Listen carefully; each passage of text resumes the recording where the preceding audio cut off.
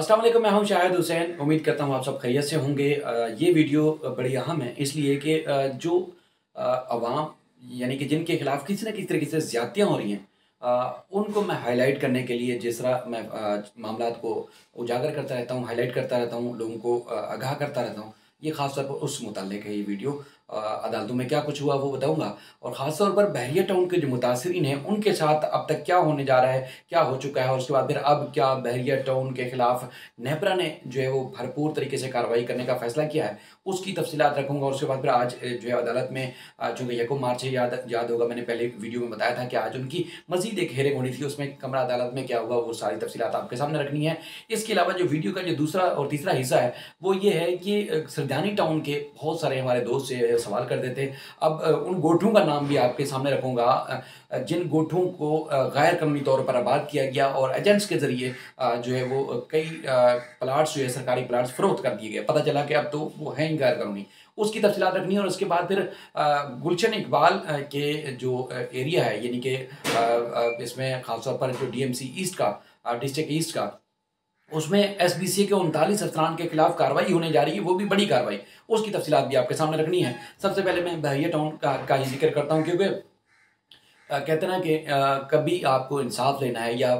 किसी भी दुनिया के कोने में इतनी इस हद तक लाकानूनियत बढ़ जाए,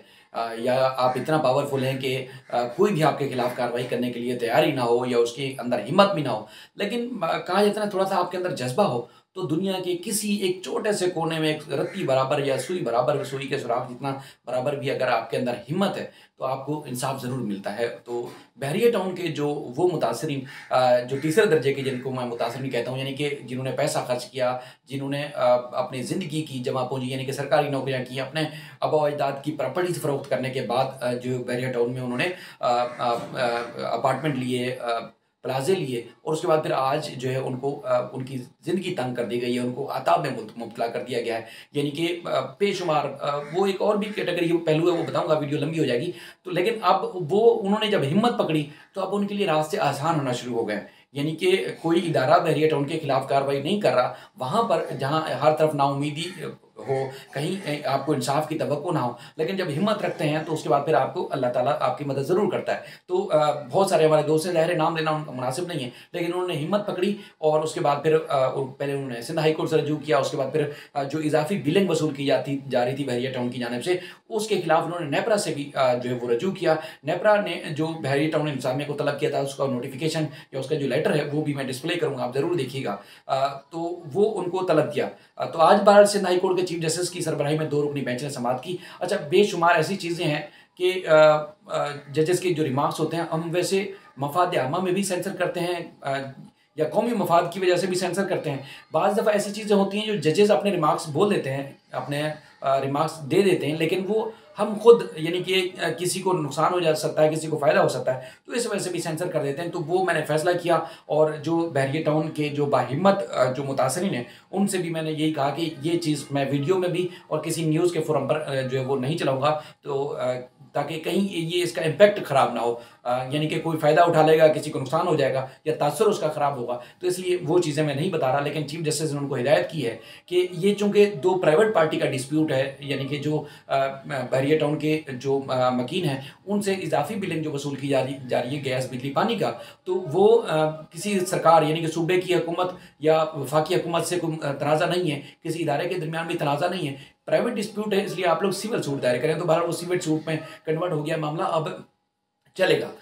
मतलब एक इंसाफ की तवक्को पैदा हो गई है, अब ये इंसाफ होना शुरू हो जाएगा। इसके बाद जो नेपरा वाला मामला है वो बड़ा अहम है। नेपरा ने जो इंतजामिया को तलब किया था, उसमें ख़ास तौर पर आज के इलेक्ट्रिक ने बड़ा एक रोल प्ले किया, जिसमें के इलेक्ट्रिक को ने बताया वहाँ पर कि इन्होंने तो एक्सेस ही नहीं दे रहे, यानी कि बहरिया टाउन इंतजामिया जो है वो एक्सेस नहीं दे रही डायरेक्ट सारिफ तक, या वहाँ के जो यूज़र है बिजली के उन तक एक्सेस नहीं दे रही, और हमें एक्सेस दे और हमें वहाँ नेटवर्क बिछाने दे, जिस तरह पूरे शहर में नेटवर्क बिजली का बिछाया हुआ होता है, तो हम खुद सारिफ से डील करेंगे। यानी कि अगर शहर में 20 रुपये या 26 रुपये फ़ी यूनिट है, तो हम 20 या 26 रुपये फ़ी यूनिट वसूल करेंगे। अब बहरिया टाउन वाले क्या करते हैं कि एक तो डायरेक्ट एक्सेस नहीं दे रहे, उन्होंने अपने पता नहीं कानून किस तरह बनाए हुए हैं। दूसरा ये है कि वो जो फ़ी यूनिट चार्ज करते हैं वो करते हैं 50 रुपये। तो उस पर नेपरा हुकाम ने काफ़ी बरहमी का इजहार किया और अब 20 मार्च को वजाहत तलब की है कि 50 रुपये आप कैसे, किस कानून के तहत आप वसूल कर सकते हैं, उसकी वजाहत पेश करें। वहाँ समात के दौरान भी मेरे सोर्सेज ने बताया कि इनके पास कोई जवाब नहीं था कि ना तो कोई कानून है, ना कोई कायदा है, ना ही कोई असूल है, ना ही कोई ज़ाब्ता है, लेकिन अपनी मनमानी के तहत बताया गया कि जनरेटर हम चूंकि चलाते हैं तो इसलिए जनरेटर की मद में इस हद तक इस तरह पैसे वसूल कर रहे हैं। बहरहाल ये मामला भी बड़ा अहम हो गया है। अब के इलेक्ट्रिक ने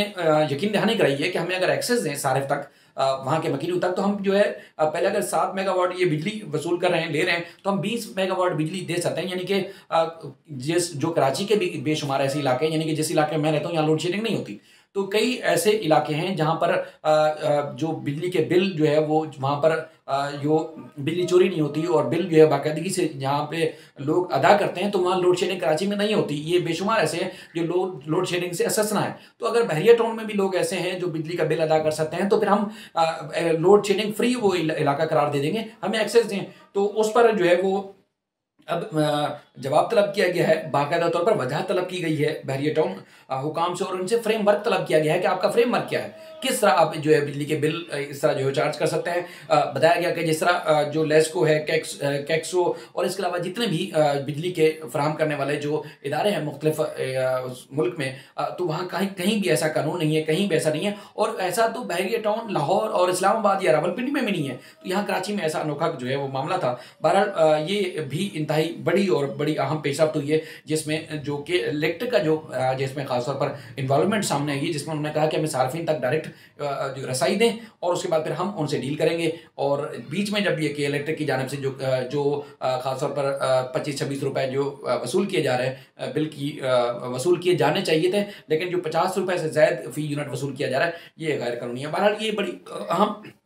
ये बड़ी अहम पेशरफ्त है। इंशाल्लाह जो भी फिर मजीद अपडेट होगी वो आपके सामने रखूंगा। अब मैं वीडियो का जो अगला हिस्सा है वो उसकी तरफ बढ़ता हूँ। खासतौर पर चूँकि गैर कानूनी तामीरात से मुतल्लिक है, और गैर कानूनी तामीरात खासतौर पर जिस तरह SBC हुकाम की जानिब से गफलत और लापरवाही बरती जाती है, ऐसा लगता है कि जैसे कोई जंगल का कानून है। अफसर अदालत के हुक्म पर भी कोई अमल दरामद नहीं होता, बार बार नोटिस जारी करने के बावजूद, वारंट गिरफ्तारी जारी करने के बावजूद, DG को तलब करने के बावजूद भी कोई कार्रवाई होती हुई नजर नहीं आती। जाहिर अदालत का जो इख्तियार है, अदालत उस तरह जो है वो कोशिश करती है कि मामलात को जो है वो हैंडल किया जाए, कानून के मुताबिक मामलात को चलाया जाए। लेकिन बाद दफ़ा देखते हैं कि बेबसी ज़ाहिर हो जाती है अदालत में भी हम जिस तरह का माहौल देखते हैं। अच्छा, ये एक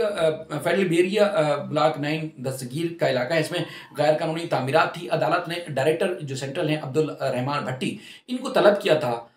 वो अदालती अहकामात के बावजूद भी पेश नहीं हुए।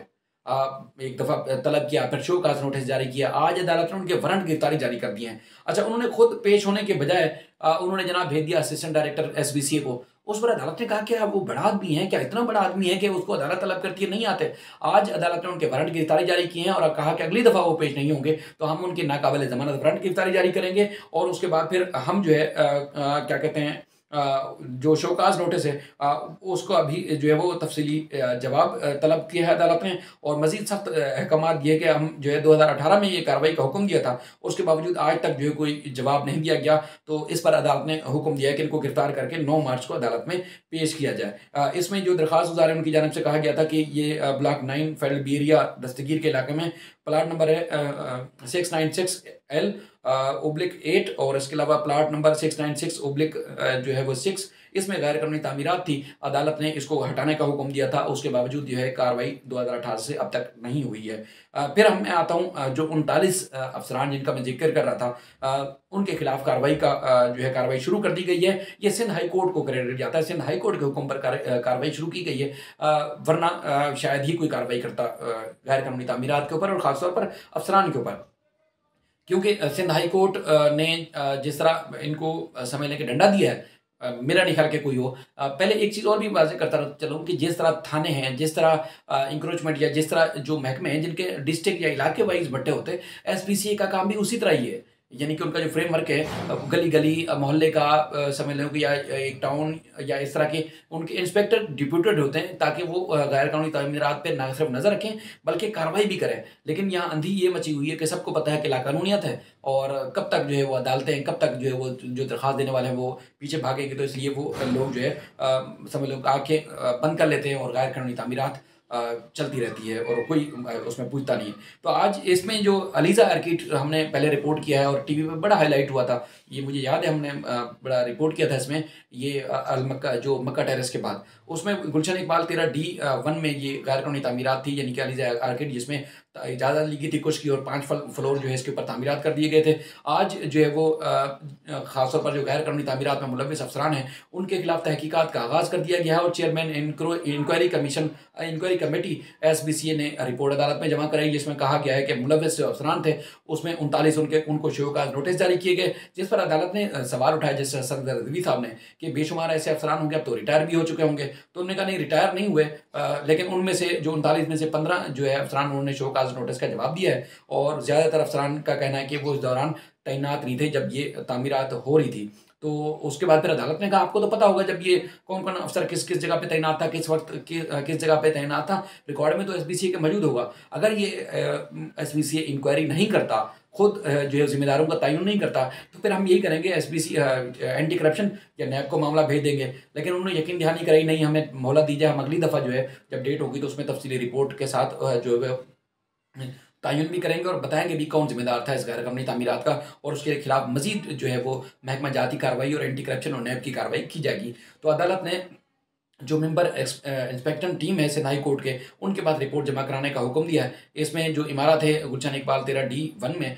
इसमें बताया गया है कि मोहम्मद अहमद वाहिदी जो है बिल्डर थे, उन्होंने गैर कानूनी तौर पर तामीरात की और अदालत ने उसको मस्मार करने का हुक्म दिया गया, लेकिन अब तक कोई कार्रवाई नहीं हुई। बिजली गैस पानी के कनेक्शन भी मुनक़ता नहीं किए गए, लेकिन अदालत ने वो भी मुनक़ता करने का हुक्म दिया था। अच्छा, अब आता हूँ गोठों के हवाले से, खासतौर पर जो कराची के मुख्तलिफ इलाकों में गैर कानूनी तौर पर धड़ल्ले से गोठ आबाद किए जा रहे हैं और फाइलों के ऊपर फाइलें जो है वो फ़रोख्त की जा रही हैं। कई हमारे दोस्त हैं जो कमेंट्स भी करते हैं। मैं पहले भी अर्ज़ कर चुका हूँ कि आप वीडियो देखा करें, जहाँ आपको वीडियो के अंदर कोई चीज़ नज़र आए तो उस पर मुतालिक सवाल ज़रूर पूछें, मैं कोशिश करता हूँ उसको अपडेट करूँ। अच्छा, उसमें कुछ दरख्वास्त गुजार है, जनाब उनका कहना था कि सरदानी टाउन में जो सरकारी ज़मीन है उस पर गैर कानूनी तौर पर गोठ बनाए जा रहे हैं। उस पर अदालत ने जो हुक्मनामा दिया वो सारी तफसीलात रखता हूँ। इसमें जो मुज़म्मिल मुमताज़ एडवोकेट हैं उनके जो कुछ उनके यानी कि उनके क्लाइंट थे, उनकी जानिब से मौक़िफ़ इख्तियार किया गया कि इनके जो सरकारी ज़मीन है उस पर कब्ज़ा करने में डिप्टी कमिश्नर SHO सरदानी टाउन और दीगर जो है मुलव्विस हैं, और कब्ज़ा ख़त्म कराने के बाद जो है उनका कहना था कि रिपोर्ट अदालत में जमा कराने का हुक्म दिया जाए। उन्होंने कहा कि सरदानी टाउन में सरकारी ज़मीन पर जाली कोर्ट बनाकर कब्ज़ा किया जा रहा है और सरदानी टाउन में डिप्टी कमिश्नर SHO की सरपरस्ती में ज़मीन सरकारी ज़मीन पर जो है वो अर्जी बरोही गोठ, हसन बरोही गोठ, मीर खान गोठ समेत दीगर जो है वो जाली गोठ बनाए जा रहे हैं और मुतल्लिका हुकाम को शिकायत के बावजूद कार्रवाई नहीं की जा रही। स्टेट एजेंट्स के ज़रिए जो लोग हैं उनमें मासूम शहरियों को बेवकूफ़ बनाकर जो है वो उनको बेवकूफ़ बनाने में मसरूफ़ हैं और सरकारी ज़मीन पर कब्जा करने वाले जो लैंड ग्रैबर हैं, डिप्टी कमिश्नर SHO और दीगर की मावनत से जो 50,000 रुपये में उन्होंने जो है वो प्लाट्स फ़रोख्त किए। SHO सरदानी टाउन सनाउल्लाह अब्बासी को ज़मीनों पर कब्जे कराने में लगाया गया है और उसके बाद फिर सरदानी टाउन के जो थाना है उसको कब्जा कराना ख़त्म कराने का हुक्म दिया जाए। और दरख्वास्त में उनका ये भी कहना था कि जो अदालत है उसमें चीफ सेक्रेटरी और इसके अलावा additional IG Karachi, DIG west, deputy commissioner और दीगर को भी हुक्म दिया जाए कि 30 रोज़ के अंदर अंदर कब्जा ख़त्म कराएं। अब अदालत ने इनकी दरख्वास्त तो निपटा दी है, लेकिन जो हुकाम हैं उनको हुक्म दिया है कि अगर कब्जा हो चुका है तो 30 रोज़ के अंदर अंदर वो कब्जा ख़त्म कराया जाए और उसके बाद फिर सरकारी ज़मीन को वागुजार कराया जाए और उसके बाद जो काबज़ीन हैं उनके खिलाफ भरपूर तरीके से एक्शन लिया जाए। दरख्वास्त निपटा दी है। इसका जो दरख्वास्त और उसके अलावा जो हुक्मनामे की जो कॉपी है वो इसके साथ मुंसलिक करूँगा। उसमें बताया गया है कि जो एजेंट्स हैं वो सरकारी ज़मीनों को गोठ बनाकर जो है वो तामीरात करने के लिए जो है वो तामीरात करने की इजाज़त दे देते हैं। उसके बाद फिर लोग जो है वो जब तामीर करने जाते हैं तो वो पता चलता है कि सरकारी ज़मीन है, तो यहाँ से लोगों से पैसा बटोर लिया जाता है। उसके बाद फिर आगे जाकर जो है वो लोग जो है वो तामीरात भी नहीं कर सकते और ज़मीन भी सरकारी है, तो इसलिए उनके खिलाफ कार्रवाई का हुक्म दिया जाए। तो बहरहाल इस पर भी बड़ी और अहम पेशरफ्त हुई। अब ये गोठ जो है जिनके नाम मैंने लिए इनके ऊपर ये जो है गैर कानूनी है, इनके कोई दस्तावेजात नहीं है इस दरख्वास्त के मुताबिक, और अदालत ने भी जो हुक्मनामा जारी किया है उसमें अदालत ने सरकारी ज़मीनों के ऊपर से कब्जा ख़त्म कराने के बाद इनको असल हालत में बहाल करने का हुक्म दिया है, जिसमें पुलिस और एंटी इंक्रोचमेंट और दीगर जो मुतल्लिका हुकाम है जिनको फरीक बनाया गया था वो उसमें शामिल हैं। तो मज़ीद इस सिलसिले में जो भी अपडेट्स होंगी आपके सामने रखते रहेंगे। अपना ख्याल रखिएगा। अल्लाह हाफ़िज़।